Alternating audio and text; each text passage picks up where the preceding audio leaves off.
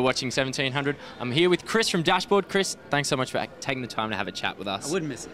Oh, that's very nice to hear. Thank you very much. Look, I mean, Swiss Army Romance, it's been re-released.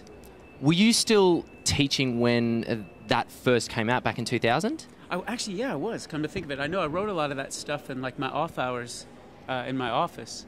But yeah, it did come out while I was still teaching. You were a preschool teacher? I was a preschool teacher, but most of the day I was just like, I ran the after-school program, K through 5, so I had this big gap between when school ended and then when the after-school thing program started, and was also homeless. So I had a spot to stay in with a guitar in it, so it worked out pretty nicely. Do you ever think that when you're on stage there are people in the audience that are going, that was my homeroom teacher, or that was my after-school care teacher? I don't think they're old enough quite yet, but I think when it will be a trip when they say they get to the Mr. age? Chris or whatever. Yeah. Okay, what was it like going back and revisiting that album again for the re-release? Well, you know, I had cycled some of those songs out of the live show because maybe they don't lend themselves to like live moments. You know, they're a little maybe a bit tender, a bit quiet, or what have you.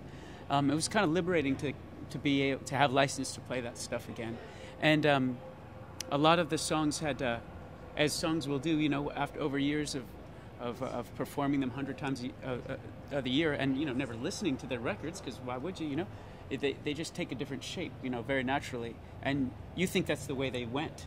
And I was really surprised when I went back and found like maybe they were different keys and different structures, definitely different tempos, and it was pretty exciting to like.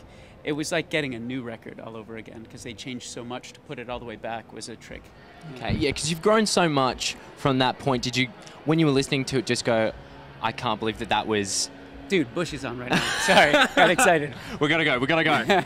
Did you go, oh my God, I'm an entirely new Chris now from where I was back then? Yeah, aren't we all? You know, I think that's just a matter of what life does to you. But it was striking to see like the different outlook I really did have.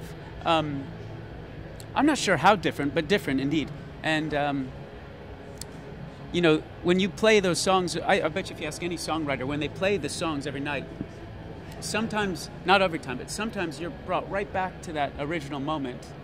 But after so many years, the moment is, I don't know, it's like through that filter, that lens of looking backwards, it's hazy, but it was interesting to find my way back there through that maze. Damn, all right, so how's Soundwave going in general? It's been a pretty awesome ride for you so far. It's been amazing, it's been so much fun. I met all these bands that a lot of the bands on this tour were already friends. We've toured so much, but I've met a lot of guys, like I just was chatting with the guys in Trivium, and you know, people don't think I like heavy music, but also a lot of people that like heavy music like what I do, which people would be surprised about. But you know, I don't know any music fans that are just, I really don't know any music fans that just like one thing, you know, and I certainly don't know any musicians that just like one thing.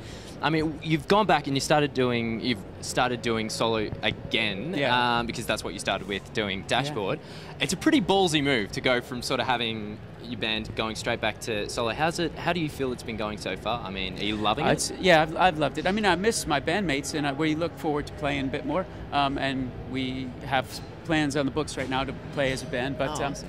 The truth is, it's a lot harder and scarier to do it on your own, and I felt like I was hiding behind my band for a while, and I thought it was time to take the pads off. Okay. How do you prepare for doing a solo show in comparison to a band backing you?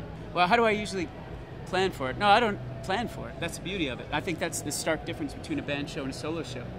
For example, I played a side show in Melbourne the other night, and I had my set list on the stage. I think I played 3 songs from the set list because without having to discuss with anybody else on stage, I can just say yes to whoever wants whatever song that is and just go into it. Okay, so you check out the vibe and then you actually just take requests from the people there. Yeah, festivals are a bit different. You can't ever hear what they're saying. No, that's true.